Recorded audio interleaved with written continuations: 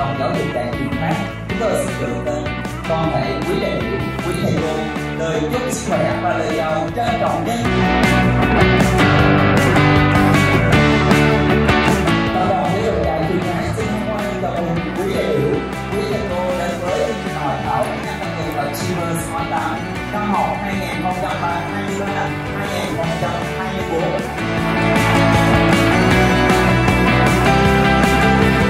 DTP không ngừng nghiên cứu cũng như là phát triển các sản phẩm, nâng cao dịch vụ nhằm mang lại những giá trị cốt lõi cho giáo viên và học sinh tại Việt Nam. Kính thưa quý thầy cô, và chúng em xin phép thông qua chương trình của buổi hội thảo ngày hôm nay gồm có 3 phần nội dung chính.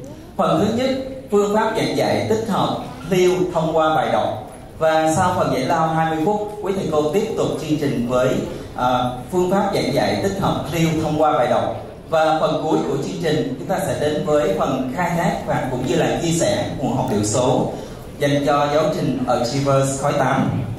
Kính thưa quý lãnh đạo và quý thầy cô, nhằm giúp quý thầy cô tiếp cận các phương pháp giảng dạy tiếng Anh hiện đại cũng như khai thác nguồn học liệu số cho giáo trình ở Chia khóa 8 và được cho phép của Sở Giáo dục và Đào tạo Thành phố Hồ Chí Minh, Tập đoàn Giáo dục Đại trường Phát thực hiện buổi hội thảo phương pháp giảng dạy tích hợp lưu thông qua bài đọc và khai thác tài nguyên số.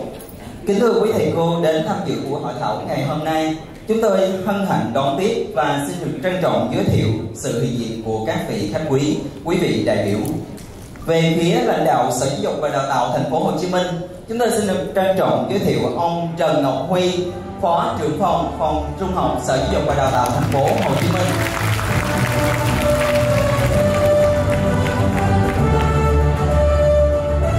Chúng tôi xin được trân trọng giới thiệu ông Trần Đình Nguyễn Lữ, chuyên viên tiếng Anh phòng trung học Sở Giáo dục và Đào tạo Thành phố Hồ Chí Minh. Về phía phòng giáo dục, về phía lãnh đạo phòng giáo dục, chúng tôi xin được trân trọng giới thiệu ông Lê Hoàng Lộc, chuyên viên phòng giáo dục Hóc Môn. Chúng tôi xin được trân trọng giới thiệu thầy Lô Quốc Khải, chuyên viên phòng giáo dục Tân Phú. Chúng tôi xin được trân trọng giới thiệu cô Ngô Hà Quỳnh Trâm, chuyên viên phòng giáo dục Tân Bình. Chúng tôi xin được trân trọng giới thiệu cô Bạch Thị Mộng Tuyền, chuyên viên phòng giáo dục thành phố Thủ Đức. Về phía Tập đoàn Giáo dục Đại trường Phát, chúng tôi xin được trân trọng giới thiệu ông Trần Minh Duy, Giám đốc kinh doanh khu vực thành phố Hồ Chí Minh. Chúng tôi xin được trân trọng giới thiệu bà Nguyễn Thị Như Thủy, Giám đốc chuyên môn sản phẩm cấp cao khu vực thành phố Hồ Chí Minh.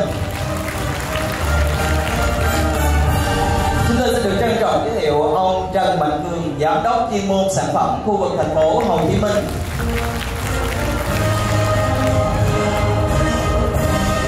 Và chúng tôi xin được trân trọng giới thiệu vị khách mời đặc biệt ngày hôm nay, thầy Hồ Kính Đạt, nhà sáng lập, thầy là nhà sáng lập cũng như là giám đốc chương trình đào tạo Anh ngữ IELTS with Data.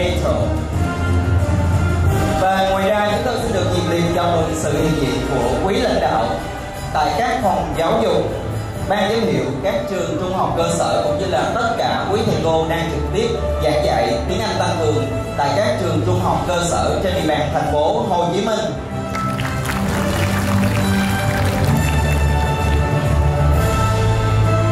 Kính thưa quý thầy cô, trước khi bắt đầu chương trình, chúng tôi xin kính mời đại diện lãnh đạo Sở Giáo dục và Đào tạo Thành phố Hồ Chí Minh sẽ có phát biểu khai mạc cho buổi hội thảo sáng nay.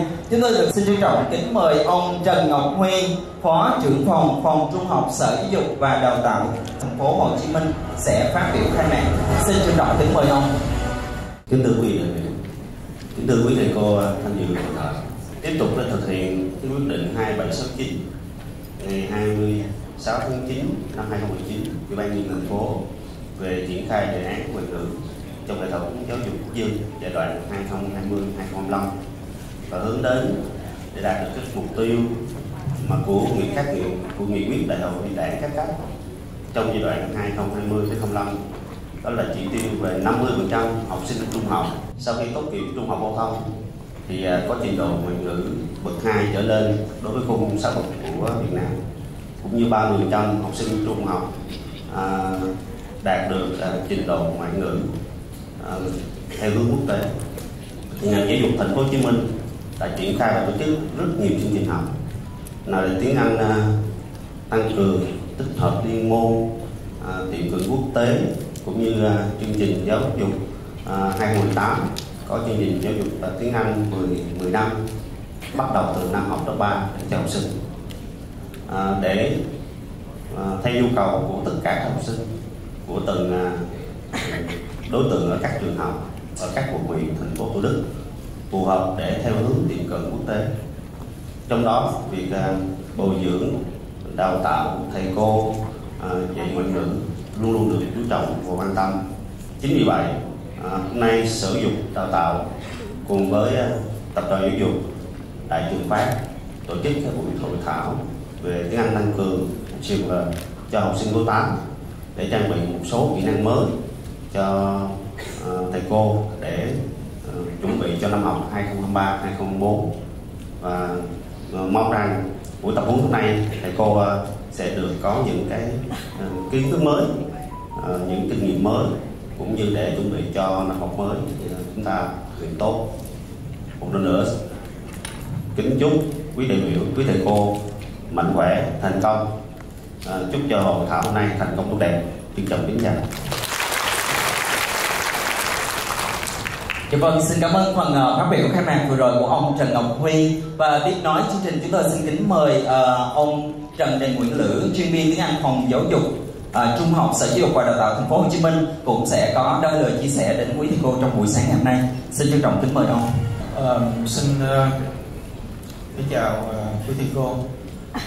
Kính thưa ông Trần Ngọc Huy, thưa bên đối tác Đại trường Phát, thưa các đại biểu đại diện cho các quận huyện và thành phố Thủ Đức, cũng như là toàn bộ quý thầy cô đang giảng dạy mình tiếng Anh tăng cường trung học cơ sở. Chúng ta đã bắt đầu cái quy trình đổi mới theo cái định hướng mới của cái chương trình tiếng Anh tăng cường cách đây 2 năm, bắt đầu từ lớp 6. Trong cái định hướng mới đó thì như quý thầy cô cũng biết, trước đây thì chương trình tiếng Anh tăng cường được thực hiện để tăng thời lượng thực hành kỹ năng cho học sinh của chúng ta. Nhưng cho tới khi mà chúng ta có các cái đợt thay đổi của Bộ Giáo dục về sử dụng sách giáo khoa, cũng như là rất là nhiều các cái thay đổi về định hướng giảng dạy, phương pháp giảng dạy v.v. thì chương trình tiếng Anh tăng cường sẽ nếu vẫn tiếp tục giữ như cũ thì nó sẽ không đạt được một cái hiệu quả, cái hiệu cao cần thiết. Cho nên chúng ta đã có những cái thay đổi theo chỉ đạo của lãnh đạo sở.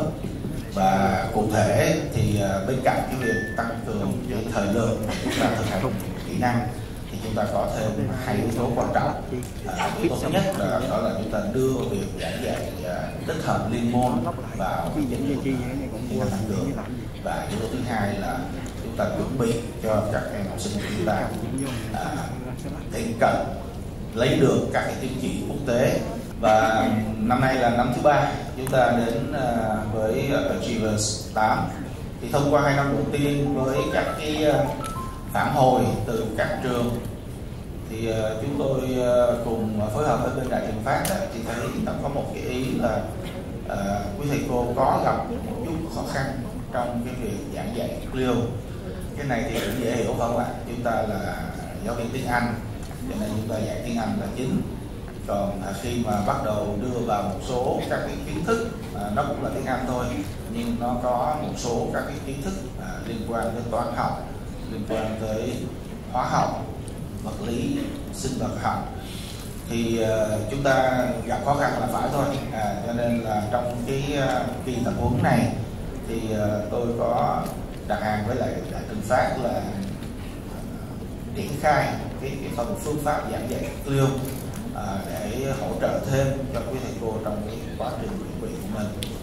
Song song đó thì tất nhiên là năm nay một số quận huyện thì ngay từ đầu là đã áp dụng luôn, không cần phải cuốn chiếu cái quyển tài liệu Achievers này, Tuy nhiên có rất nhiều các quận huyện thì lại làm cuốn chiếu, cho nên năm nay là năm đầu tiên sẽ vào với cái lớp 8.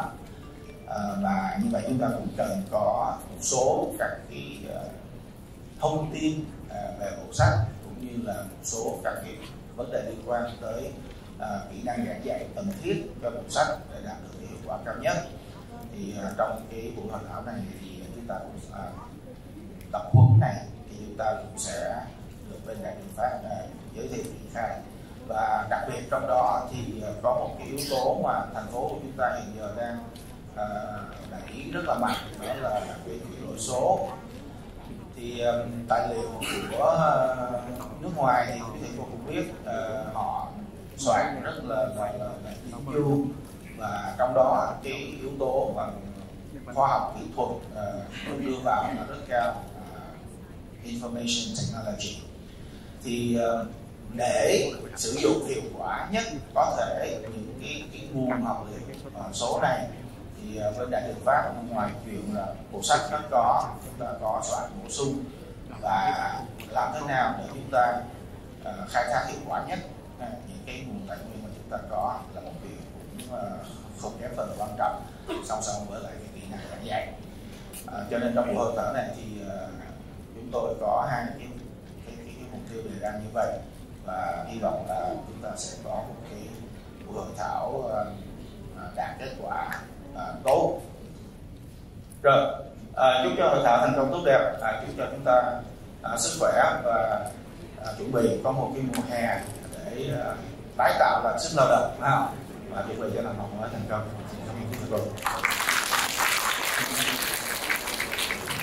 Dạ vâng, xin cảm ơn phần chia sẻ của thầy Lữ. Dạ, xin phép thầy Lữ nán lại sân khấu. Dạ, kính thưa quý thầy cô, với sự thành công của Tập đoàn Giáo dục Đại trường Phát ngày hôm nay thì chúng tôi không thể nào không nhắc đến sự hướng dẫn, sự chia sẻ tận tình của quý thầy cô lãnh đạo Sở Giáo dục và Đào tạo Thành phố Hồ Chí Minh. Và nhân dịp ngày hôm nay chúng tôi sẽ được trân trọng kính mời ông Trần Ngọc Huy, Phó trưởng phòng Trung học Sở Giáo dục và Đào tạo Thành phố Hồ Chí Minh quay trở lại sân khấu cùng với thầy Trần Đình Nguyễn Lữ để nhận những món quà ý nghĩa đến từ Tập đoàn Giáo dục Đại trường Phát thay cho lời tri ân.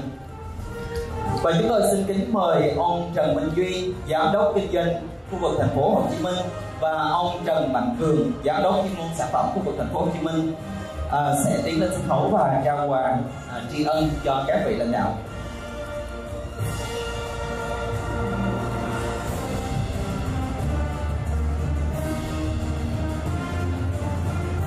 Vâng, xin quý thầy cô cho một tràng vỗ tay nồng nhiệt ạ. Vâng, xin cảm ơn quý thầy cô rất là nhiều. Dạ, cảm ơn các thầy ạ.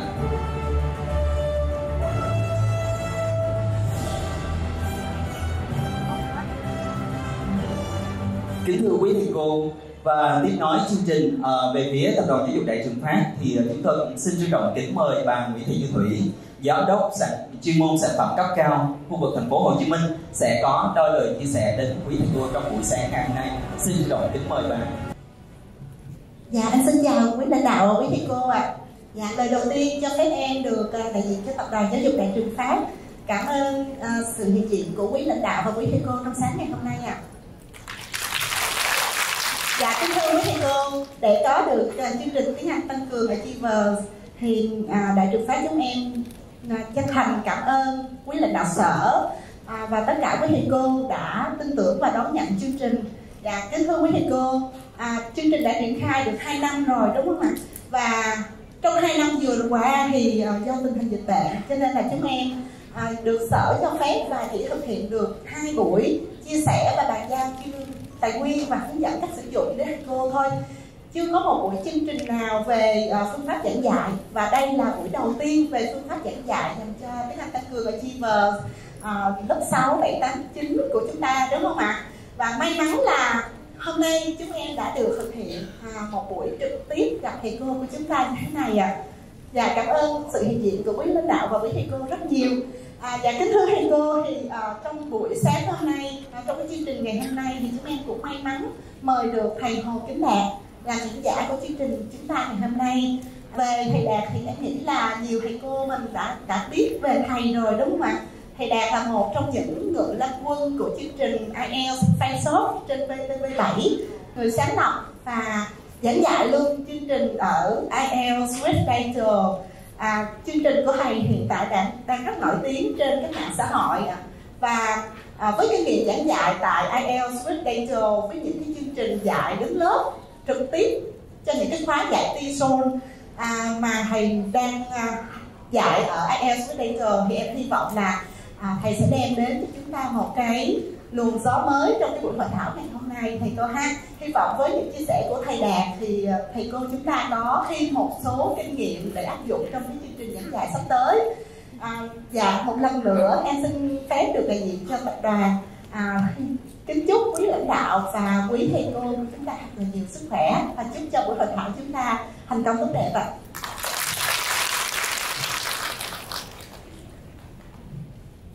Welcome to the stage. Dạ, đầu tiên em xin kính chào ban lãnh đạo sở và toàn thể các quý thầy cô đã bỏ ra một buổi sáng để tham gia buổi chia sẻ của em ngày hôm nay ạ.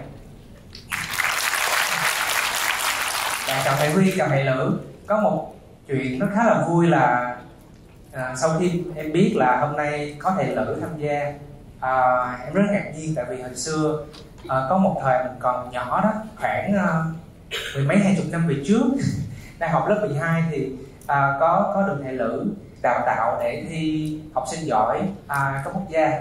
Thì hôm nay mình quay lại và thấy vậy là hôm nay mình được gặp lại thầy của mình hồi xưa, và thầy cũng khá là ngạc nhiên khi gặp em, và thầy mới khen là em nhìn phong độ hồi trước rất là mập. Cảm ơn thầy đã khen em nhìn rất phong độ trước đó thầy. Hôm nay để tiện cho buổi chia sẻ được diễn ra một cách suôn sẻ và để mình tạo một môi trường tiếng Anh tăng cường, thì em xin phép, Đạt xin phép được nói tiếng Anh khi mà mình chia sẻ bài ngày hôm nay cho các thầy cô. Và nếu mà thầy cô có thấy mình nói nhanh quá thì thầy cô giơ tay ra hiệu nha, để Đạt có thể nói chậm lại một xíu. Đây là cái flow của buổi bồi dưỡng khai thác nguồn tài nguyên tiếng Anh tăng cường Achievers ngày hôm nay. Mình sẽ chia làm hai phần. Phần đầu tiên Đạt sẽ đi qua structure of a lesson. Đầu tiên mình sẽ đi qua cấu trúc của một bài reading. Đây là một phần nhỏ thôi. Phần chính mình sẽ tập trung vào đó chính là những bước để các thầy cô có thể thiết kế một bài dạy reading hiệu quả. Trong đó có một số khái niệm khá là hay và một số kỹ thuật giảng dạy khá là hay đã muốn chia sẻ với quý thầy cô. Và sau đó mình sẽ dành phần 2 của chương trình ngày hôm nay để tập trung vào cách ứng dụng Clio vào một bài giảng tiếng Anh. Ok. Nhưng trước khi mình vào bài học, các thầy cô có sử dụng internet hay không? Các thầy cô có 3G, 4G, có mobile phones. Can you get your mobile phones out? We're going to play a little game, okay? So each of you, I think most of you know about this game called Kahoot, right? So are you guys already using this game in your lesson? Rồi, các thầy cô lấy điện thoại ra, bật web browser trên điện thoại và mình key in cái địa chỉ đó là kahoot.it, ok? Để mình có thể bắt đầu game để làm nóng chương trình nào mọi người ơi. Thầy cô hãy chọn một cái tên nào nó rất là cute cho mình nha.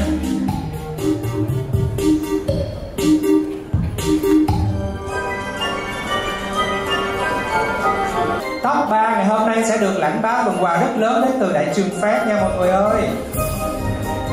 Top 3 của trò chơi này sẽ được Lãnh báo phần quà rất xịn sò mọi người ơi, hãy tham gia game. Mình còn 5 giây nữa nha.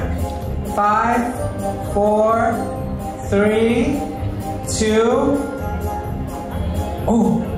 Dữ dội ta. 1, ok. Let's get started. Cứ đánh, nếu không biết đáp án cứ đánh lụi, nhiều khi mình vẫn đúng nha các thầy cô. First question.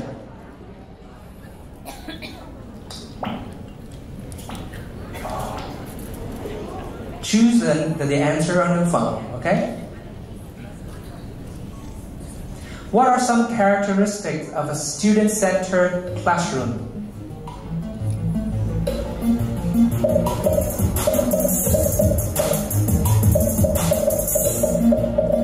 Chọn nhiều hơn một đáp án.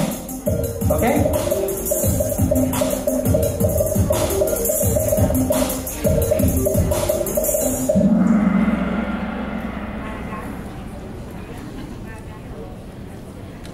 Oh yeah, so this is the answer.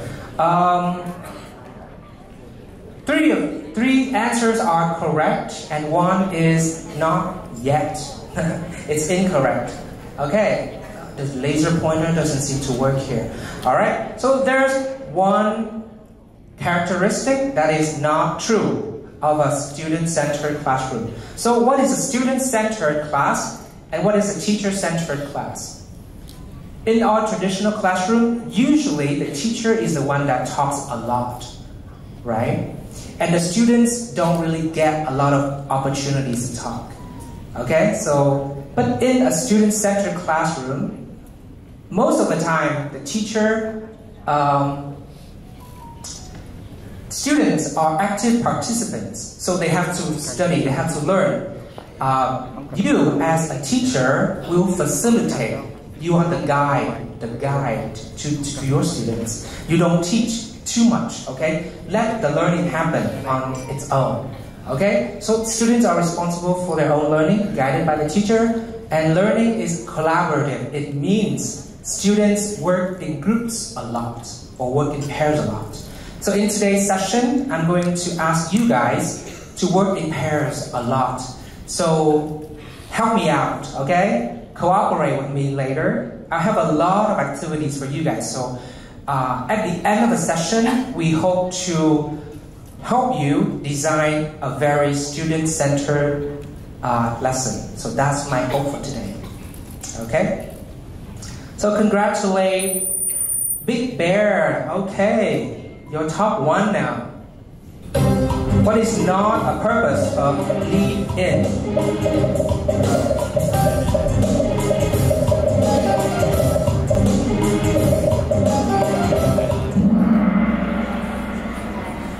Most of you got it right.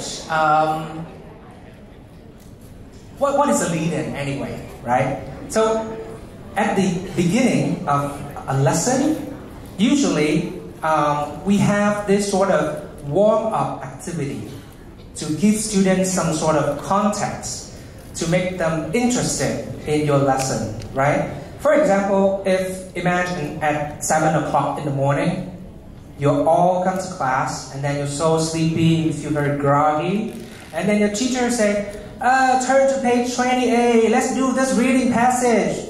Who wants to do that, right? So you need to wake them up first before any teaching can happen. So lead-in serves this purpose, yeah? You make them interested, you engage them, okay? And then you provide them some background information to the topic you're gonna teach. But then it's not an opportunity for you to teach difficult vocabulary yet. We'll do that in the next stage, okay? Easy, easy.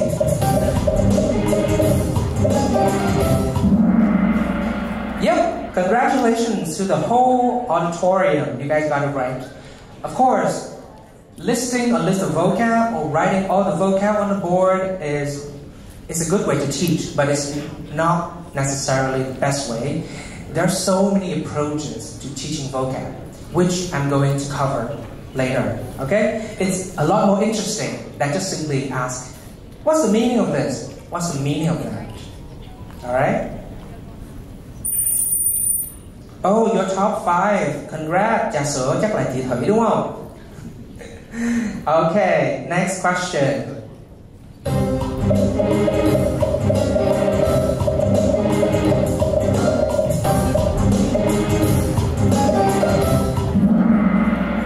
Congrats! Okay, of course. They don't need to know all the vocab. If they need to know all the vocab words in a passage, it's gonna take the whole day. Just teach the new vocab, right? I think I don't need to say anything further because this is like the basic stuff, okay?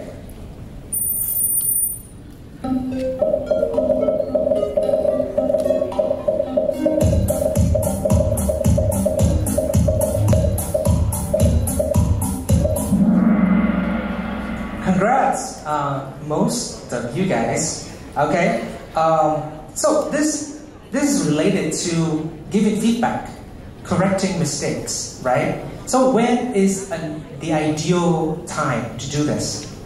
So as students are doing their reading, what do they need? They need to focus. So it's not a good idea to interrupt, okay, and wait for the feedback stage to happen later, okay?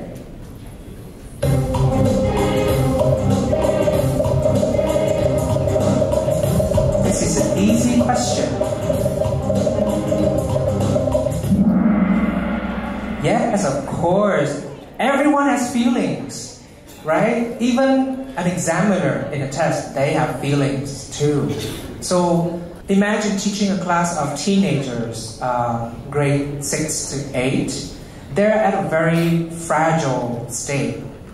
They have a lot of thoughts and emotions running high in their mind. So it's important to take into account their feelings when you teach them.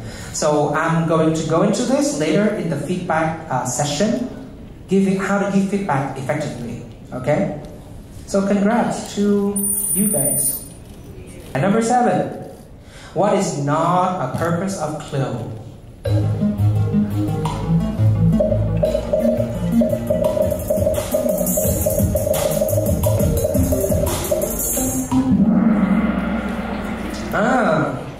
Half, more than half, got it right. Okay, first of all, you guys know all too well about clue. There are many C's, but the 4 C's are the basic ones, right? It develops cognitive abilities of the students. It helps to enhance communication, and it also makes the students a more competent person to be more aware of what is going on around the world. So that's what it means by global competence. Yeah. So it's never about isolate language learning. So when you incorporate clue into teaching, it goes beyond just teaching English. It's not about the language alone, but it's about the integration of language with real world events and issues, trying to solve them. Yeah. So isolate language learning is the wrong answer. And the last question, we'll have our 3 winners.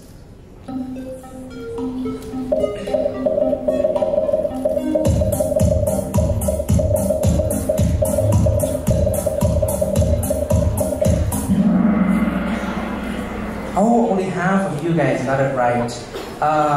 Yes, all of them are suitable clue activities. Actually, clue is very versatile. You can adjust your lesson in any way that you want, as long as you incorporate it into another discipline. Yeah?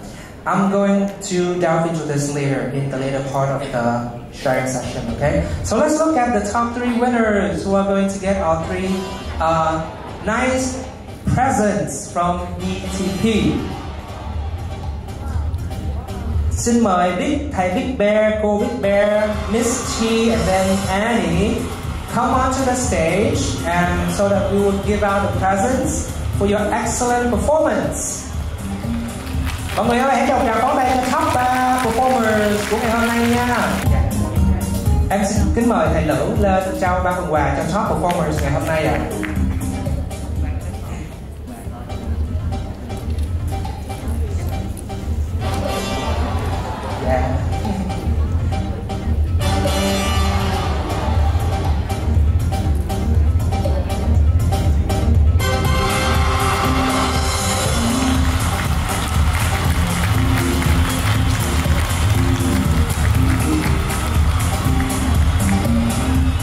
Mời các thầy cô hãy lật sách ở trong phần quà nho nhỏ của Đại trường Phát, trang 28 để mình có thể bắt đầu. So today the lesson is going to be about the environment. Oh, I already have the answer there. So we briefly covered the part about leading in a reading lesson. It should be a component of any lesson, not just for reading, writing, listening, speaking. Before you even go into the topic, before you even go into the lesson, try to wake your students up. Get them interested in what you are going to cover. Okay? It's very simple. In this textbook, some of these vocab items are given to you. So this is one way to arouse interest and get them interested in the topic. Yeah? And also, it's useful because if you talk about saving the environment, okay, you can actually activate their prior knowledge, what they have already learned before, to contribute to the lesson. So by asking a few questions, you get to estimate how much your students already know about the topic. Yeah? And it can set the context for them to learn better as well. And like I said, when you observe your student talk about this topic, you know how much they've already learned about this topic. This slide at the end of this session will be sent to you guys. Yeah? So don't worry about taking photos. But if you really like the way I designed it, if you take a photo, I'll be very happy. You know, I spent a few days, the whole week, designing these slides for you guys. So I hope that you enjoy it. Yeah? So some of the examples I've listed, it can be a class activity. So what do you know about protecting the environment? You're going to look at your student, single them out, looking for answers. It can be a class discussion. Or you can show images and then ask, what is this? What is that? But these images should be related to form a context so that you can transition into your lesson easier. Alright? Or you can ask them to brainstorm for vocab related to your topic. Okay? Or it can come in the form of questionnaire surveys. Or a very effective method is to show a video clip about the topic you're going to talk about, to give them a context. Okay? Alright. I have a little activity for you guys. Okay? So I would like you to work with the person next to you, or if there's no one next to you, then the person behind you, in front of you. Okay? If you were to come up with another lead-in activity, how would you design it? Yeah? You cannot come up with the same activity as the book. I want to hear a different activity, okay? To lead into this topic of today, 6 ways to help save the planet. Okay, so I'm going to give you guys 3 minutes. And then I'm going to ask for some volunteers to share their opinions. Okay? Các bạn get ready, okay? Right, so 3 minutes, start now. Các thầy cô ơi, mình hãy thử discuss với lại đồng nghiệp của mình kế bên mình xem, nếu để design một cái lead-in task cho bài đọc này thì các thầy cô sẽ design một cái hoạt động nào khác nếu mà không dùng hoạt động trong sách. Ok, sau đó mình sẽ nghe thử một volunteer ha, một vài volunteer. Ok, starting now, guys. Mình phải thiết kế một cái hoạt động ban đầu để làm cho học sinh quan tâm tới sách dạy. How would you design it? Một tí các thầy cô chỉ cần giải thích sơ sơ về hoạt động là được ha, khoảng 30 giây là được. So, are you guys ready? 40 more seconds. Thầy cô ơi, phát biểu sẽ được quà nha, cho nên là cứ giơ tay, hôm nay có rất nhiều quà. Alright, I need 2 volunteers for this task. Các thầy cô nào cảm thấy là mình đủ tự tin hoặc chưa đủ tự tin cũng không sao, có thể giơ tay để phát biểu ha. Oh, I see one hand over here, guys. Okay, so for this lesson, so I see that on this paper we have some vocabularies that I think that some of them are familiar with the student. So that's why I can bring some loose objects like plastic bag or plastic bag, bottles, water bottles. And then I will ask the student some questions like, is it good to use this or not? And then maybe they can answer a little bit, but it's okay. And then I will then explain later. Yeah, so when they say, oh, it's not good, Yes. what else would you do to lead them to the topic? When they say it's bad for the environment.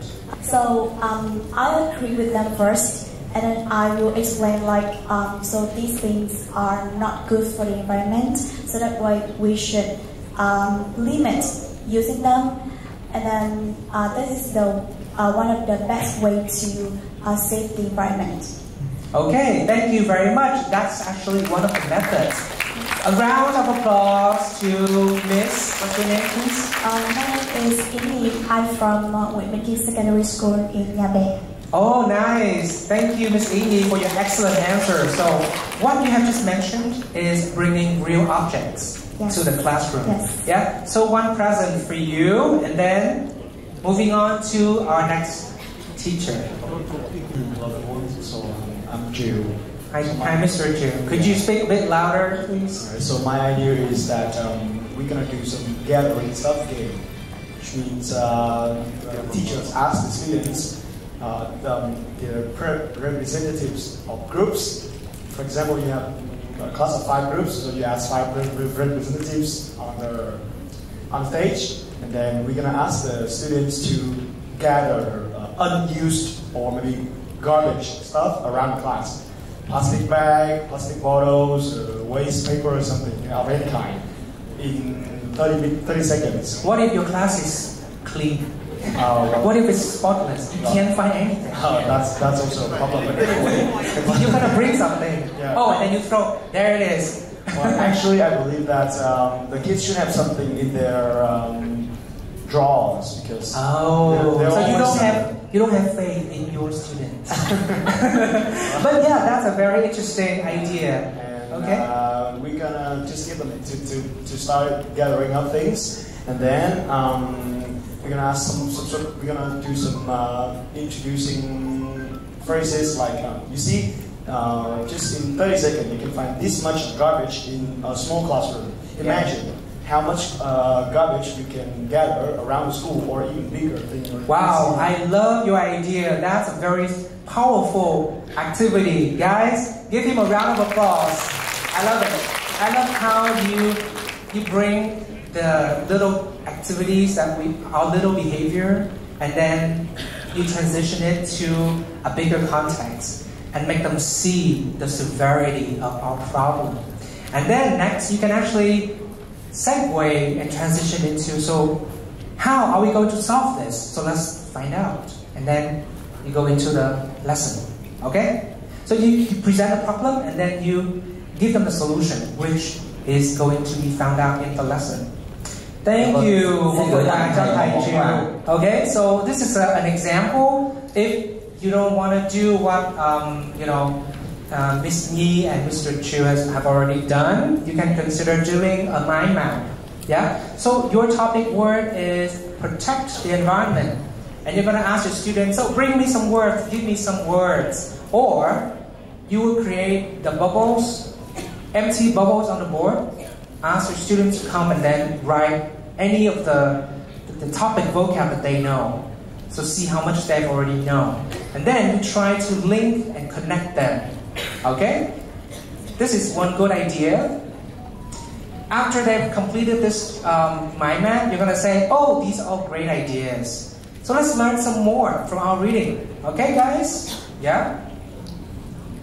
Or another idea. You're going to use pictures, images to activate their knowledge. Okay? Give them context.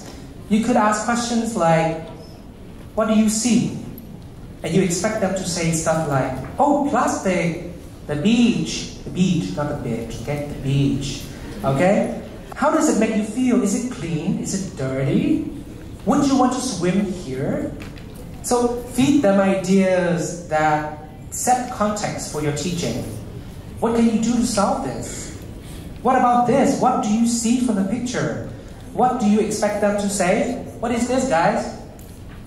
What is this? Building over here, what is it? It's a factory, okay. What is the white thingy over here? Smoke, okay. Is it fresh air? Is it dirty air? It's the thing that you see on the sky every day. Yeah? So it's not really good air. So you ask these questions. Same here, right? There's a forest that is left over, and there are paths, no more trees, okay? So when all of this is done, you're gonna tell them, great job guys, so now let's read more about ways to undo this damage to the environment, shall we? So let's turn to page 28, okay? Yep, so that's how you lead into the topic. So by doing this, your lesson is going to become a lot more engaging from the start, and that give your students confidence and get them to respond to what you're going to teach. Especially with kids, they don't have a good attention span, so they lose focus very quickly. So you need to engage them from the start. And also pay attention to my tone of voice. I don't speak to you guys like this, so let's start our reading lesson for today. Right? You have to raise your voice a few octaves higher. You need to speak, use more energy. I know it's tiring, but I mean, if you love teaching, talk in my voice. Okay? So structure of a reading lesson. With this in mind, I'm going to show you guys this very cool app. Oh, you guys can see it, right? So later, the representative of Fact will present you guys with this resource, but I'm going to just click on here to show you how cool it is. Okay? So all these bubbles are clickable, and then each of them is an activity, right? So you have this lead-in part, this passage. So when you click on it, it's going to appear to your students. So if your classroom has a projector or a big screen, it's perfect to use this resource to show text. Okay? 6 easy ideas to help save the planet. The Earth needs your help. It's right up there, there's a track for you to play. So it's good practice for practicing pronunciation as well, or listening, right? Just for illustration purposes, okay? After that, you also have questions after the reading passage. So it's not just about writing in the textbook, but you can actually interact with this software as well. So there's a matching. If you guys look in the book, these headings are provided in the form of text, and your students have to write on the book, right? But you can actually drag and drop it into the boxes below. I can't really demo here. After that, there's a vocabulary section over here for you to teach at the end of the reading lesson. To delve deeper into the language aspects. Okay? Right, so let's go back to our presentation. So reading passage, exercise, and note that the exercises are not just related to reading, but it is actually, they're actually across skills. It means that they try to give you reading, writing assignments, listening exercise, also speaking activities related to this topic. So it's a very well-rounded coursework. Okay? So let's talk about different ways to teach a reading lesson. Top-down approach. I'm not going to go too deep into these approaches because you guys may already know. I'm just going to go quickly, okay? So top-down approach focuses on understanding the text, having some prior knowledge already about the topic. So this is more suitable for higher level students when the focus is on comprehension and not so much language. Yeah? For the bottom-up approach, you go from the lowest level of language, words, phrase, sentence, paragraph, which builds up to the understanding of a reading text. So this is more suitable for younger learners, beginner level learners, when they have problems with language, they don't know a lot of new words, so this works with them, works well. The interactive is a combination of both, yeah? So not only do you focus on grammatical aspects, vocabulary aspects, you also focus on reading for comprehension. So this is what we're going to do today, okay? And there are other approaches as well, which I'm not going to go over. So, if you look at all the headings, you see the progression of a reading lesson using the interactive approach. First of all, we have a lead-in, everyone knows, and then maybe there's a pre-reading activity. It's very quick, maybe 1 minute. Ask a student, can you predict what the text is going to be about from reading the heading? Yeah, and then you go into the next part. Before reading, we do not skip the step, pre-teaching vocab. Yeah? If you look at number 3, pre-teaching vocab, and then at the end, follow up, you have language points. So, are they confusing? No, because when you pre-teach, only pre-teach the most necessary words for them to be able to do the text, to read the text. Do not teach everything. Do not teach all the words. There will be time for, digging deeper into the language aspects at the end of the reading lesson. Okay? Oh, sorry. After you pre-teach, there will be 2 types of reading. Just reading and detailed reading. Skim and scan. Everyone knows it, okay? So I'm not going to go into detail. So number 6 is a very important part. It's about feedback and correction. Giving feedback to your student. How can we do it without hurting them? How can we do it effectively? Yeah? And then finally, there could be a follow-up activity. So this is where your lesson will be different from normal lessons. Yeah? You create something as an extension to what you have already taught, to see your students produce, to see your student do a project related to the reading text.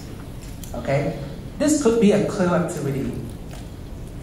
So, let's look at the methods to teach vocab. How many of these have you guys used in your lesson? Elicitation sounds a bit weird, right? Visual aids, contextualization, realia. So what Miss Inyi has mentioned, bringing bottles into the classroom, plastic bag, that is realia, bringing real objects. Okay?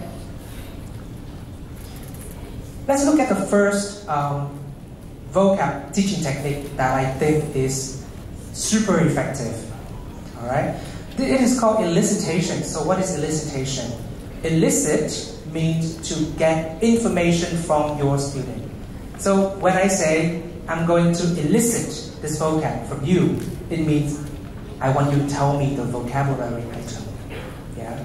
So, who is the person that is married to a man? So what's the answer? What do you call a person that is married to a husband? Okay. The answer will be a wife, right? So that is how you do elicitation. Yeah? You do not mention the word wife, but you give them a context and then you ask questions to activate the word in their mind. That is how you elicit from them. So if you look back at this difficult vocab words, endangered species, wow, it's a difficult word. For B1, it's difficult, right? So the question could be, so what do we call animals or plants that are about to go extinct? Go extinct could be difficult too. So you don't want to use that word in your question. You could say animals that are about to disappear completely. Yeah? So in your question, make the words as simple as possible. If you're trying to get the word recycling out of your students, you could ask questions like, so when you turn rubbish or trash into something useful, what do you call this process? they will say recycling. Yeah? So never ever mention the word in your question. So it's sort of like a game. It's like giving them the definition, but a very simple one. How can you do this effectively? You guys can go to the Oxford Learner's Dictionary online. Try keying in a word and see the definition. It's super simple because it's tailored to learners. So the language is very simple. Try the technique in class, and it will make the students more engaged. Same here. What's the term for protecting natural resources? Or what's the word for, okay, conservation? What is this, guys? What do you call this? Solar panels. Nice. What do they do? What do they produce? Solar what? Power or solar energy. Perfect. Okay, candy for you. Or if you have the stamp system, 1 stamp, 2 stamp. When you get 10 stamps, you're gonna get một ly trà sữa from teacher. Okay? It's how you can motivate young learners. I mean, I pay a lot to trà sữa, for trà sữa. I don't drink it. Alright. Oh, beautiful. I spent like 10 minutes looking for the perfect picture for you guys. I'm a perfectionist, guys. So on the left, what do you see? For what? Forest, or there's another term. Woods, right? On the right, is there forest left? No. So what do you call this process? Deforestation. Okay, one more time. Deforestation. Okay. You, deforestation, you're going to pronounce. Then you're going to pronounce it. So there should be some drilling of pronunciation as well. Okay? See how I don't show the words first? I don't ask you guys, oh, what is this? How do you pronounce this? I don't do that. I will hide it first. And I'm going to say, oh, so when you know it's deforestation, I'm going to make you pronounce it with me without seeing the word. Because if you look at the spelling, sometimes they're misleading. They could make you pronounce differently, right? So it's best to not look at the word first before you pronounce it. Okay, then you show the word. Oh, and you could also focus on the stress. So deforestation, where's the stress, guys? 1, 2, 3, 4. 2. Deforestation. 3. 4. Deforestation. Okay. This is something that you could bring to class, okay? But if you're gonna bring like ice cream or milkshake, it's gonna melt. So I advise you not to do that. But these are some things that you could consider bringing to your, lower level classes. Realia, bringing real objects. So what do you call this? Yeah? What do you call this? Synonyms, antonyms is also a good way to teach vocab. So if you want to teach the word quiet, TG means target language. You're not going to ask them, oh, well, if I say, when I don't talk, I am, it's elicitation, right? But if you ask them, what is the opposite of noisy? You expect them to say quiet, okay? Or what is the antonym of generous? Actually, only Vietnamese students know what a synonym and an antonym is. When I ask my American students, they don't know. They just know opposite. They just know the same meaning. Yeah. So, what is? Who is a person that is not generous? What do you call him? You call him stingy. Yeah. So this is using this technique called antonym and synonym. Contamination, courageous. Okay, let's do a practice. Okay. Rồi, xin mời các thầy cô. Hãy sử dụng 3 technique sau đây: synonym, antonym, realia và visual aids để teach 5 vocab này. Vocab nào sẽ phù hợp để sử dụng technique nào nhất? Okay, so I'm going to give you guys 3 minutes. Và hãy bàn luận ồn ào lên các thầy cô ơi. 3 phút bắt đầu nha. 1, 2, 3, go. Get more presents.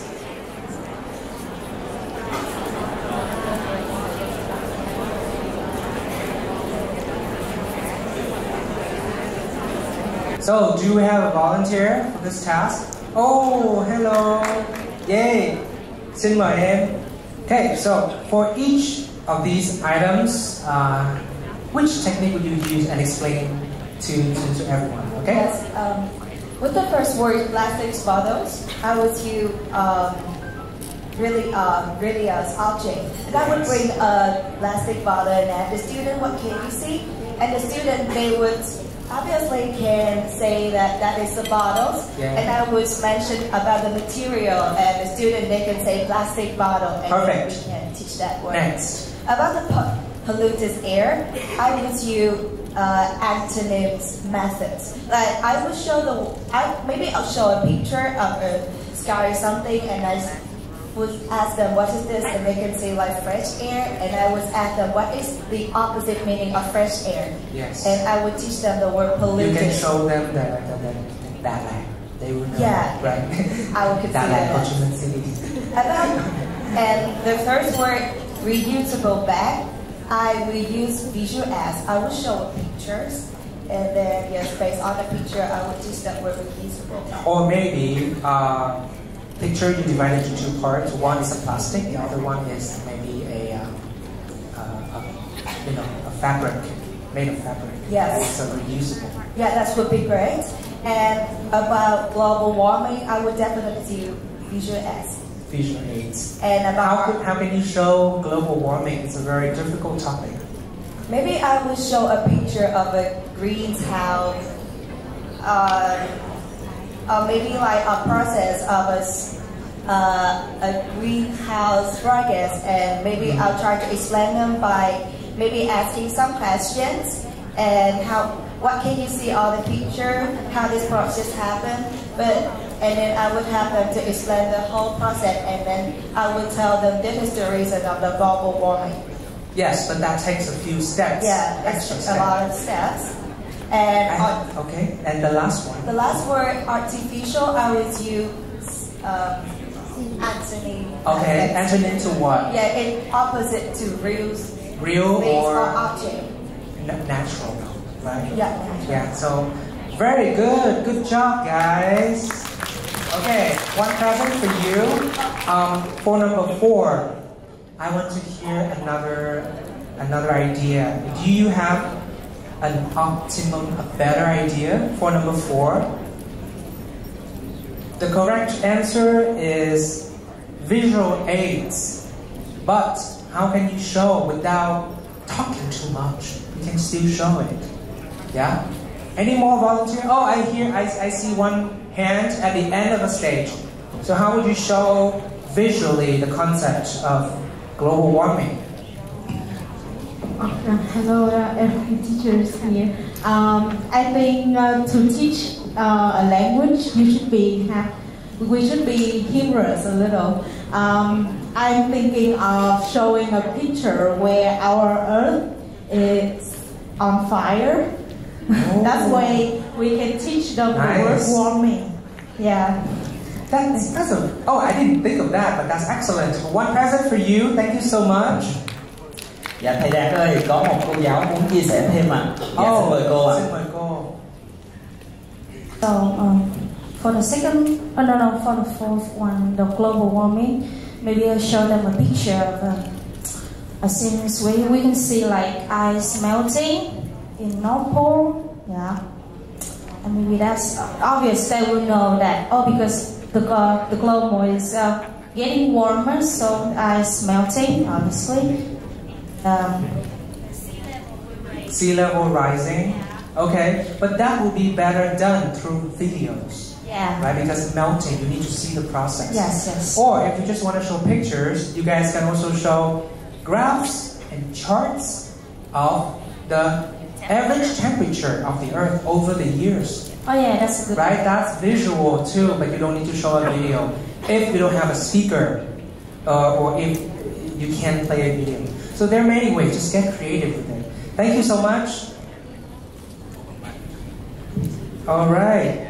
Oh, now, this one will be a little bit more challenging for you guys. I want you to spend a bit of time to try to think of questions for each of the following words. But you need to make the questions as simple as possible. Yeah? The questions cannot include difficult words. Alright? So I'm going to give you 5 minutes, 3 to 5, to talk to your partner and get the presents from DTP. Okay. 5 minutes starting now, guys. Vegetarian có thể là tính từ, cũng có thể là danh từ. Ok. Mình cứ nghĩ đây là một người ăn chay đi mọi người ơi. Ok.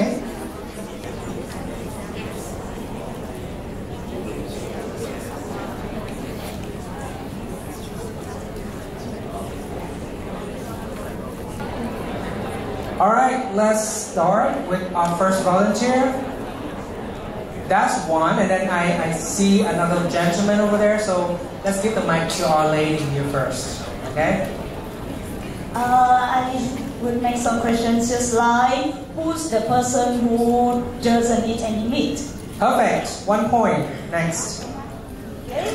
And for renewable energy, maybe I would like to ask them something. Do you know which energy that you can use without any limit? Without any limit? Yeah, with no limit. With no limit. Okay, you can make it new as well. Okay, right, perfect. And for the volunteer one, maybe I mentioned some voluntary campaign, just like you know about Mùa Hè Xanh campaign, and the person who take part in that campaign, who do you call them? Oh, nice example. But what if you don't have a concrete example? Can you think of another example? Okay, maybe I will use the body language, which like some activity, some action you can do to help the other one with the no pay path. Without getting paid. Yes. Yes, that's the key. And then for number 4, maybe I mentioned about when you download, maybe I mentioned a song. If you like a song and you want to listen them in your MP3 player, so what should you do? And they will give me the verb download. They can say, I press play. Give me another example. I'm going to press play. Just like you want to get from a song from online. Yes. And you want to get into your personal It has to devices. be from the internet. Yeah? Perfect. Number 5. Number 5, maybe you want to rent a flat or you want to buy a flat, and who you need to get contact with. Oh yeah, rent. You can only rent from a landlord. You cannot buy. Well, maybe if you have enough money later, you can buy from her, right? But excellent job, guys. Round of applause. And gift for you. Okay, next volunteer. I want to hear from our other teacher. Good morning, everybody. Morning. Well, for the first word, vegetarians, I would ask students a question like, how do you know someone who just eats vegetables and doesn't eat any kind of meat? Yes, so the not eating meat part is essential, but then if you mention vegetables, it's giving too much information already. So maybe leave that part, okay? But still, good point. Next. Number 2, for the renewable energies, I would ask them, wow, do you know the word that describes the kind of energy that we can use it again and again? Yes. again and again without harming the planet. Yes. Yeah. So good. Number 3. Number 3. What's in the word to call someone who is willing to do the mission or the task without thinking about the benefit or profit? Yes. So, but then this task should aim to help people to volunteer. Yeah. But then maybe use simpler words like who is willing to do something to help other people without getting paid, getting any profit. Yeah? So make it simple. But good job still. Number 4.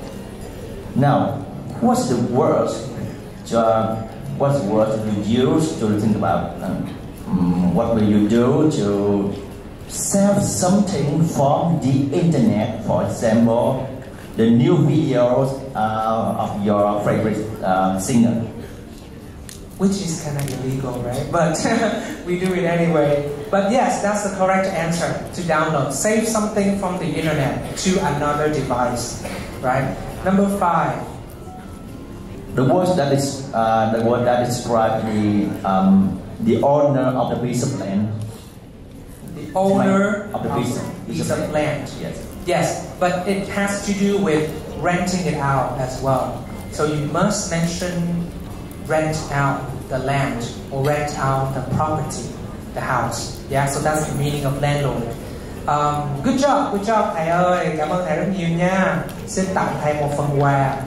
Thank you.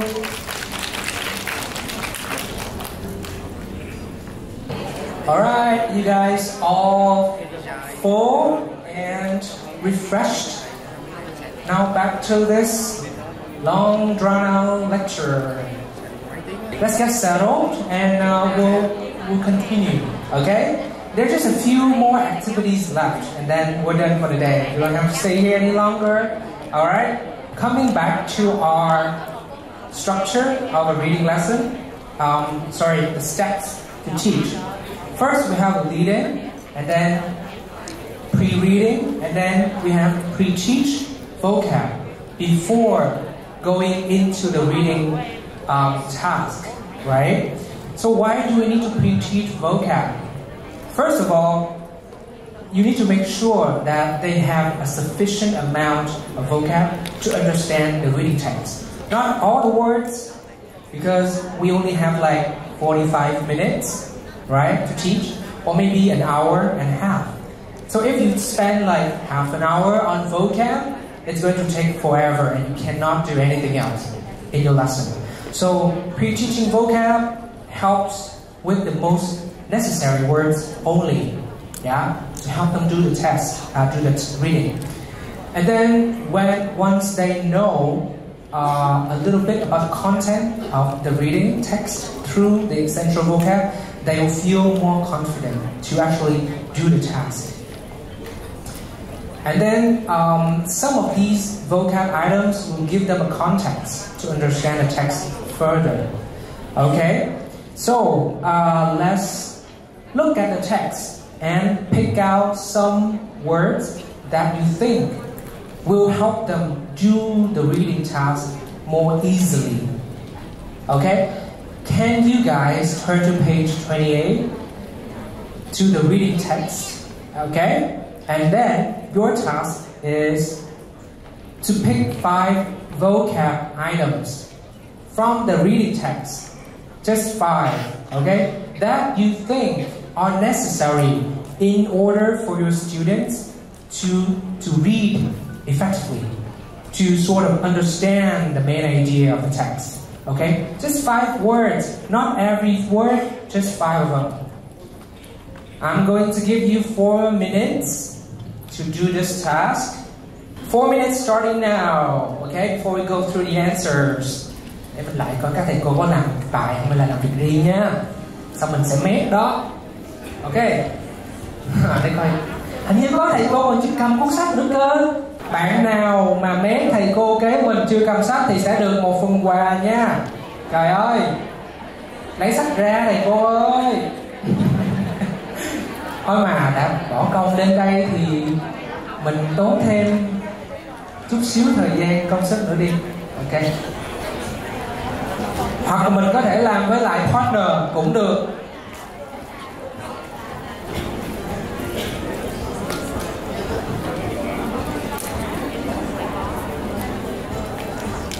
Chọn ra 5 từ quan trọng nha các thầy cô. 5 từ thôi. Okay, I need the first volunteer from the end of the stage. Thầy cục đầu tiên giơ tay nào để em chọn mặt gửi vàng. Mình vẫn chưa thấy nè. Ở dưới với chị Thủy nè, chị Thủy pick giùm em. Thầy cô ơi, I need one volunteer. 5 từ mà các thầy cô sẽ pre-teach trước khi mình vào phần bài đọc. Xin chào thầy. Hello everybody. Morning. How are you? I'm good. Yeah, my name is Huy. I'm from Thủ Đức City. Thủ Đức. Yeah, sure. I'm very pleased to be here. And here are my 5 words from the reading text. Yes. Okay, let's see if the rest of you guys agree. The first one is habitats. Okay, do you guys agree? It's one word. Just say yes or no. Yes? Yes. Perfect. The second one is protect. Protect. Okay. Yeah. It's a little easy though. Next word. The next one is environmentally friendly. Do you guys agree? No? But I think it's a very useful word to know because friendly is easy, but environmentally friendly, it's a different concept. So I agree with you, okay? Thank you very much. Next. The next word is decompose. Decompose. Yes, that's a good word. Next. And the last word is biodegradable. Yeah, biodegradable. Did you get 5 out of 7? Decompose, biodegradable, habitat, environmentally friendly, 4 out of 7. Can you give him a round of applause at the present, please? Thank you. Good job, good job. Good job. Ok, nếu mà các thầy cô chọn được 5/7 có nghĩa là mình đã pick đúng trọng tâm của bài rồi. Và mình chỉ nên dạy khoảng 5 cho tới 7 từ thôi. Ok, và dạy theo những cách mà nãy giờ mình đã cover. Alright. Tại sao nên nói về recycle? Tại vì it's one of the ways to help protect the environment mentioned. Because even though it's simple, but not everyone knows it. Endangered species and carbon footprint is a very difficult word. Đối với những bé ở cấp 2 trở xuống, nhiều khi mấy bé không hiểu là dấu chân carbon là gì, đúng không? Nó có nghĩa là số lượng khí thải đó là lượng khí thải mình produce, gọi là carbon footprint. Ok, mình đi tới đâu mình để lại ngay đó, đó là một cái impact, một cái damage. Rồi, thế thì tóm lại, when you guys teach vocab before reading text, just choose the most essential one that can make the process of reading easier for students. Yeah, don't spend too much time on this. Maybe 5 minutes, 5 to 7 minutes tops. Reading for gist. Okay, reading for gist, for details, I'm not going to cover because you guys know all too well. It's a speed reading activity, right? Maybe 2-3 minutes to get the main ideas rather than the specific details. And there's no need to understand every single vocab item. Yeah? It's more about the general meaning, and students are supposed to guess the meaning of context as well. And it also helps them kind of build confidence once they get a general meaning before they read a second time to look for details. Not to mention that in real life situations, a lot of the times you have to skim a piece of reading, maybe like skim the bus schedule or skim an announcement from your company, right? You don't have time, just skim for like half a minute. So this is a good skill to develop. So once you're done with this task, you can ask students a few simple questions like, so, what is the reading about? And they're going to tell you, oh, there are 6 ways to protect the environment. And then you can ask other questions which doesn't require an in-depth understanding, just a general idea. Reading for gist. So if you look at the Next page, 29. This is the beginning of the next page. What text is this? These are called headings, right? So headings, each heading, it summarizes the meaning of each paragraph. Yeah. So this is very similar to IELTS matching heading exercise as well. Okay. So matching headings is a good exercise for reading for gist task. Okay. Or you can also ask true/false statement. For this text, you can ask them: is this reading about blaming humans? No, or it's false, right? It's about protecting, finding the solution. Sequencing, you can give them, a list of different paragraphs, and then you kind of jumble the order and ask them to reorder into the correct sequence. So that's also an example of reading for gist. Reading for details, on the other hand, is a more focused activity, so they will need more time. So if you spend 3 minutes on reading for gist, maybe you have to spend about 5 to 7 minutes on this task, because I have to scan for the information. Okay? So some examples include identifying facts, opinions, details, description, etc. Okay, and not just the surface meaning. Students have to understand the deeper meaning, maybe some of the things that are not said in the reading, but they have to infer. They have to read between the lines to understand the author's opinions and meanings. So that's all about nuances and subtleties in the text.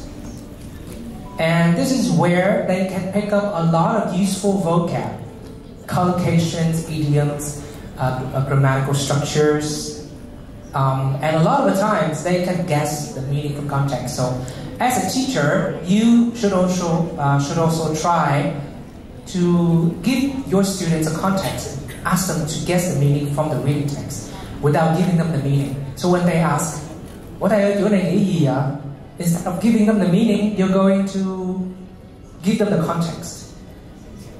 Nếu em nhìn vô chỗ này, em đọc thử hai dòng này xem, đang nói về điểm trường của cái biện pháp này, đúng không? Chỗ này mình có cụm gì? On the other hand. Thế thì sau on the other hand, em sẽ nghĩ là người ta sẽ đưa một thông tin tương phản với ý trước đó, hay là nó đồng ý với lại ý trước đó.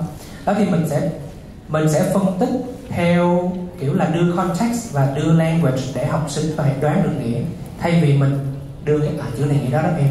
Okay? So try to make them think. Do not spoon feed them all the information. And also they have to analyze when they read. And also there are some real life applications for sure. Yeah? In the book, you can also find a ready activity for reading for details, which is short answer questions, okay? So in order to answer these, you have to read carefully and find information, all right? You can also use true, false, or in IELTS context, not given, right? Gap fill, matching, etc. So this is, I'm not going to go into detail. Right, moving on to feedback. I want to go into detail. Feedback. Feedback is a very sensitive topic. Yeah? Do you remember a time when you tell your students, cái này sai rồi con, sao dở dữ vậy? Trời đất ơi, ai dạy mà biết kiểu đó vậy? Okay? Do you hear any of your colleagues do that? Or do you see them do that? Or do you yourself, are you guilty of doing that?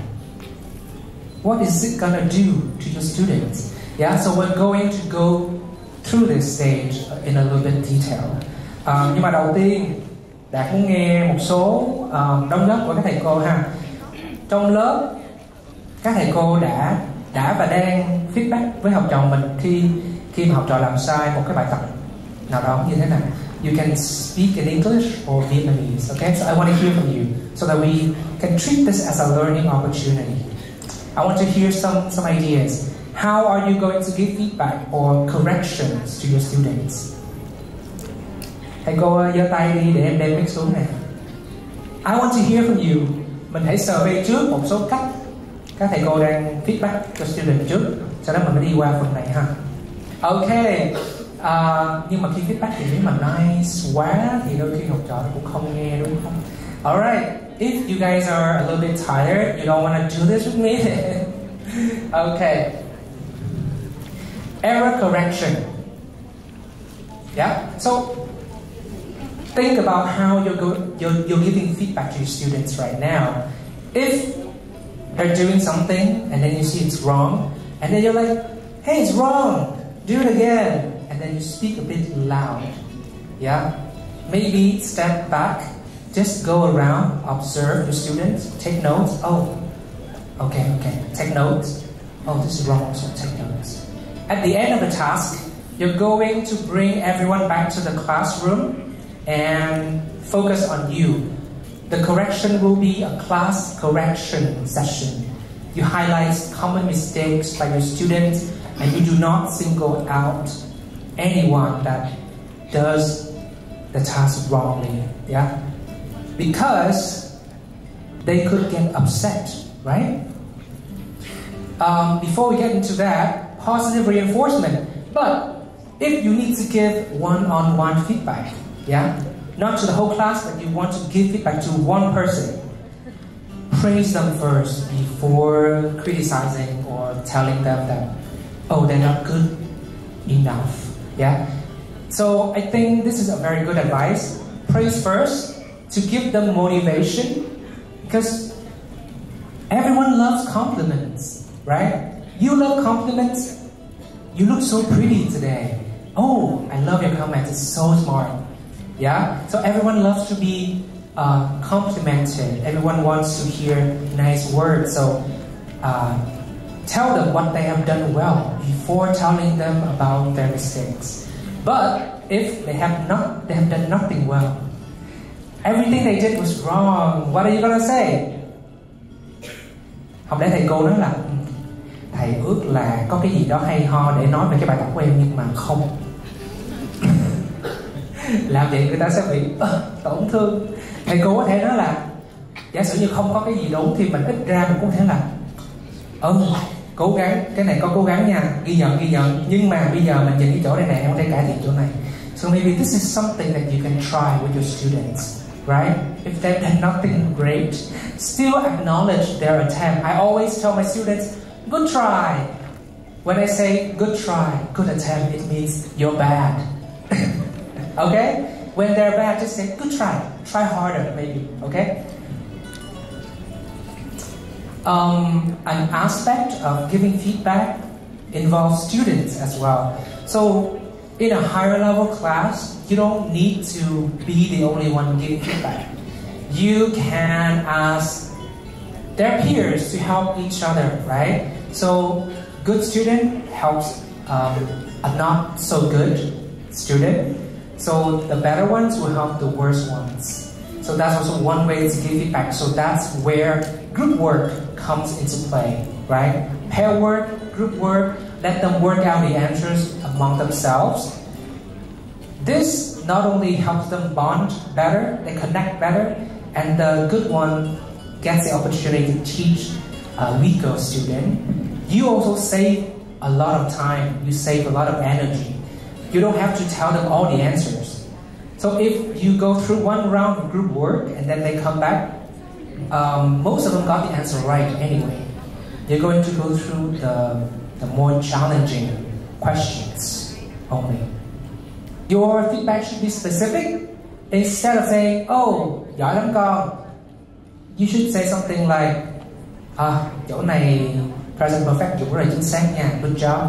Nhưng chỗ này chưa thầy quên đi nè con. Okay? Don't just say good job, bad job, yeah? Be specific. So they know what to improve upon. And then if you have time, give them tips, actionable steps for them to improve. And consider your students' sensitivity, because a lot of them have trái tim rất là dễ tổn thương, cho nên các thầy cô cẩn thận. Một số bé rất là sensitive ha, giống như mình vậy đó. sensitive, cho nên các thầy cô không thích thì cũng đừng nói để mình buồn nha. Alright, và deliver your criticism in a constructive and supportive. Có nghĩa là khi mình nói thì nói với một cái tông giọng và một cái thái độ nurturing, như là mình quan tâm thay vì là mình chỉ trích mấy bé. Okay, but timing is essential. Give feedback right away if possible. Do not wait too long. Like 2 weeks later, you give feedback on their presentation 2 weeks before. That's not gonna work. So, look at some examples. Các thầy cô hãy take a moment and read some examples, okay? Bad feedback. Oh, this essay isn't good at all. You need to try harder. Yeah? See? Mình sẽ acknowledge their effort. We're going to acknowledge their effort. Good effort. Let's see how we can make it even better. Okay? You need to be specific. Good job. I noticed you used the past tense correctly. Great job. Constructive. Sao lúc nào cũng sai thì vậy con? Đúng không? Mình thay đổi chút xíu.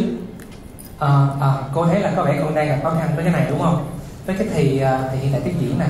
Rồi, bây giờ mình hãy thử làm. Okay? Và and you guys see a common thread over here. There's the word less in a lot of the good feedback. Less means, oh, I'm here with you. We're on this journey together. So I'm gonna help you get better. Not, the blame is not on you. Okay? So if you go with this approach, the student is always wrong. They're always wrong. Here, they are doing a good job, but they need help. So you're gonna help them together. Ok, phần cuối rồi mọi người ơi. Các thầy cô sắp được về rồi đó. Oh yeah, I can see the reaction there. Clue. We're not gonna cover what clue is. Okay? You guys know too well again. So content and language learning occur simultaneously. So it's not about just learning English, learning reading, but it's also learning about society, about protecting the environment, about how to help our society becomes better. Yeah? Well, you learn English, which helps in another subject. Yeah? It can help in math, it can help in biology. If you're reading a text about the human anatomy, yeah? Bộ phận cơ thể người, it helps with the other subject too. So that's what it means. Of course, you need to use language to communicate, so this is very obvious. And cognition. In order to conduct or carry out all the projects related to CLIL, students have to think critically, they have to analyze more, they have to use their brains more. So this helps them develop cognitively better, okay? And also a part of CLIL also places an emphasis on an intercultural understanding. So when you learn the language, you need to learn about their culture too. And CLIL hopes to develop students to be competent global citizens, right? You're not just aware of what is happening in Vietnam, but you're supposed to know about world affairs, international news, what's going on. Become more rounded as a person, right? So yeah, this is why it's good to include CLIL in an ESL lesson, right? Not just simply an ESL lesson, but it's also life skills and extra knowledge in real world that can be applied in the real world. Of the activities you guys can carry out in your class. Yeah, you can ask them to split into groups and then debate about a certain topic. It's easy. You can ask them to do a research project. For example, if we're talking about protecting the environment, let's carry out a project to measure how much waste is being produced in your neighborhood, right? They're gonna form groups, go back to their home, and then go look at the trash and try to weigh them, get the measurements, And along the process, they're going to use the language. They're going to communicate in English using all the vocab they have learned from your English lesson to carry out this research project. So this is how CLIL is being applied. Role play or give presentation. Number 5 is quite interesting. You can ask them to do a campaign, launch a campaign to promote better behavior, to spread awareness about environmental protection in their school, in their class. Okay? Art can also be part of CLIL. If it's about drawing, painting, doing something artistic, but still involves language. Okay, this will be our last activity for today. So I want to hear from 2 teachers, okay? This will take a bit of time. It could be over faster, but I want you to talk to your partner again, come up with one clear activity from your reading lesson about protecting the environment. Một activity nào mà mở rộng hơn ngoài ngữ cảnh là đọc tiếng Anh. Các thầy cô hãy suy nghĩ một cái activity nào đó để áp dụng. Có thể áp dụng bằng những phương pháp hoặc là những hình thức như sau cũng được. So I give you 5 minutes to design it, and then you're gonna present. Just tell me the ideas, okay? You can just tell me the idea. Maybe 3 people. Rồi, cho thầy cô khoảng 5 phút nha. Okay, 5 minutes starting now. How would you design your CLIL activity? Liên quan tới bảo vệ môi trường nha các thầy cô.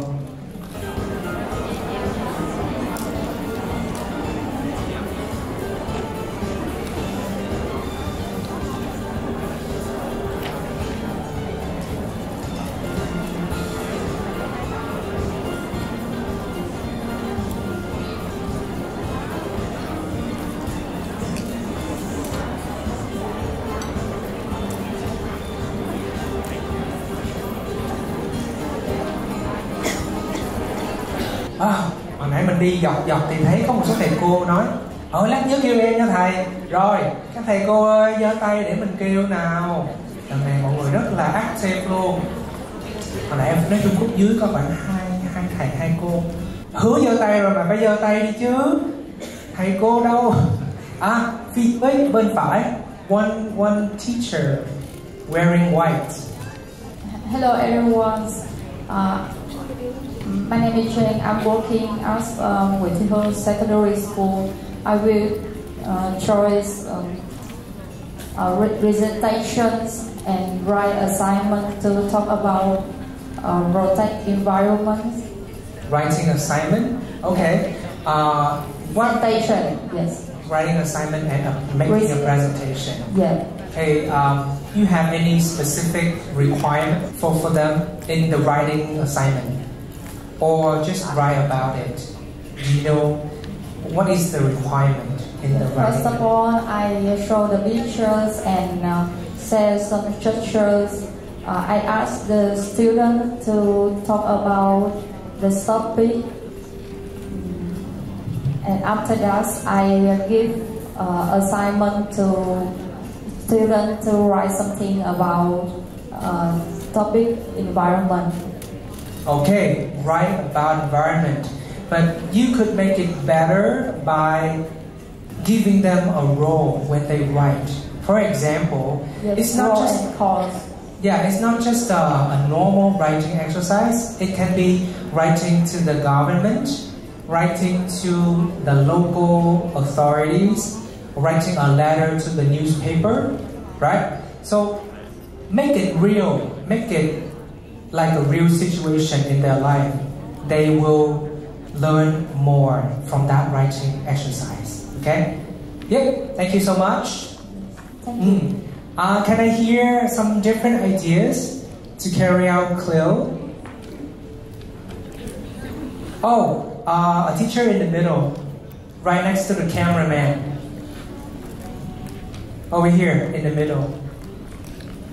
Actually, I did a kind of activity year, last year, with my grade 11 student in my school. Yeah. And I asked all of my students to do the speaking contest.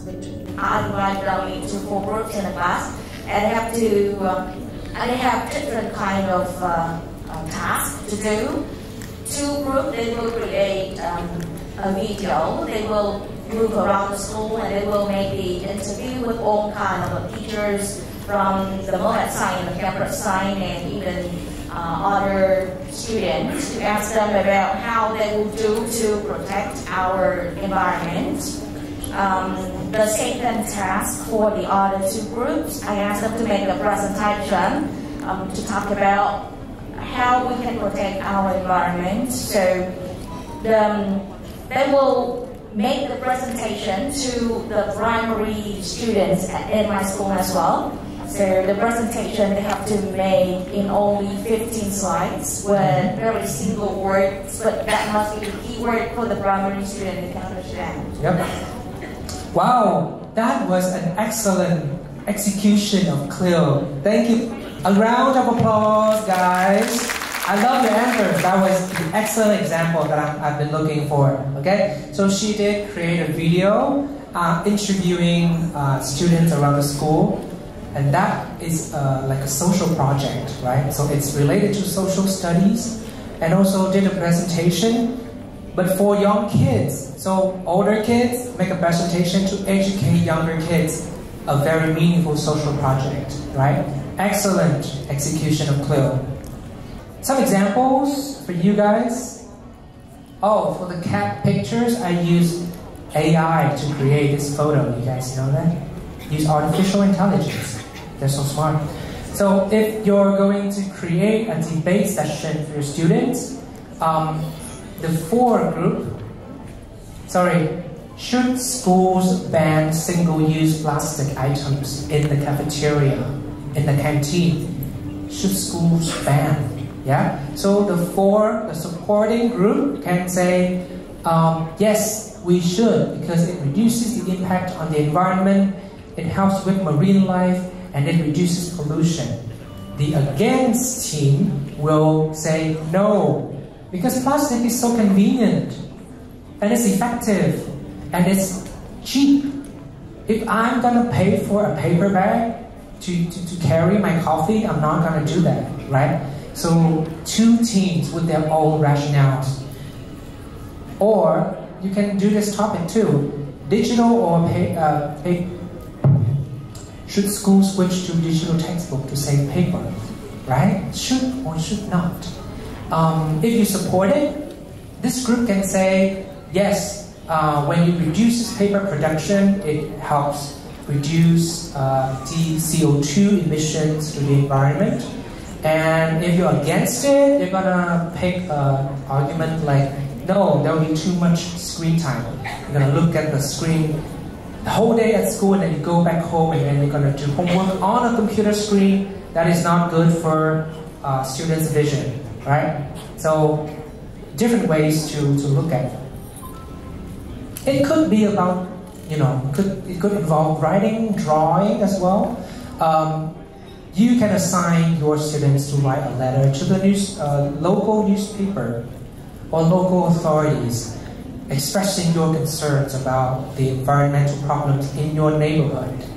Ask them to, or offer solutions and ask for their permission to carry it out. It could be just a mock exercise. It doesn't have to be real, right? But if you have contacts higher up, you can send those letters. That could make a difference, who knows? Or this activity combines writing and drawing, right? Ask them to make a poster for a campaign. Encourage people to conserve water, to cycle to work, to use less air conditioners, right? To take eco-friendly action. So it involves the element of drawing on a poster, and also there's a copy, there's a text on a poster as well. So they could be using the language they've learned from your English lesson to design this poster, right? So that's a very good application, and the interplay between different disciplines, right? Math, literature, social studies, in biology, geography, right? Art. Or, as one of our teachers has done, do documentary, right? Film yourself or go around the school and film your friends, ask for their opinions on this topic. Again, this was drawn by AI. How cool is that? Or your students, you can ask them to film themselves showing people how to save the environment. So this is what you can do. Use air conditioners less often, take the bicycle to work, blah, blah, blah. So they're going to express themselves in front of a camera and submit the videos, right? And that is a very meaningful project. And you can showcase the videos in school, right? So those are some examples of CLIL that you guys can consider. So far we have covered what is an interactive approach to teaching, how to design lead-ins, how to teach vocab, how to give feedback, and how to incorporate CLIL into your teaching. Thank you for listening, and if you guys, thank you so much. But there's a few more minutes for Q&A. So if you guys have any concerns, any questions, now is the time to ask before you guys can go home. So, any questions? At least one or two? Or if you don't ask, I just assume that I did a great job, so you have no questions. Right? Các thầy cô có câu hỏi gì cho phần trình bày vừa rồi không à? Giơ tay thoải mái nha, bây giờ là không phải là người ta chú ý vào mình đâu, người ta chú ý vào em đây ạ. Any question? Các bạn ở dưới để ý dùm coi là có thầy cô nào giơ tay để thắc mắc hay không. Ok, nếu vậy thì xin cảm ơn các thầy cô đã dành thời gian đến dự buổi sharing và chia sẻ kiến thức ngày hôm nay. Mong là có thể gặp lại các thầy cô trong những session tiếp theo. Thank you so much and have a good day. Dạ vâng, xin cảm ơn phần chia sẻ vừa rồi rất là hữu ích của thầy Hồ Kính Đạt ạ. Và xin phép thầy Đạt xin nén lại sân khấu không đúng ạ. Và chúng tôi xin kính mời bà Nguyễn Thị Thủy, giám đốc chuyên môn sản phẩm của tập đoàn Giới, Đại Trường Phát sẽ có món quà gửi đến thầy Đạt thay cho lời tri ân. Vâng, xin kính mời bà. Dạ, mời.